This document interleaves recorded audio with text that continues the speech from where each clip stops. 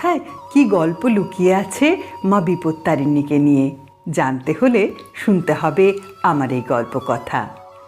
নারদ মুনি একদিন পৃথিবী ভ্রমণে বেরিয়ে করতোয়া নদীর তীরে বেশ কিছু নারীকে মা দুর্গার আরাধনা করতে দেখলেন। তিনি সেখানে উপস্থিত হলেন। তাকে দেখে সকলে প্রণাম জানালো এবং জানতে চাইল মা দুর্গার আরেক নাম কি করে হলো বিপত্তারিণী।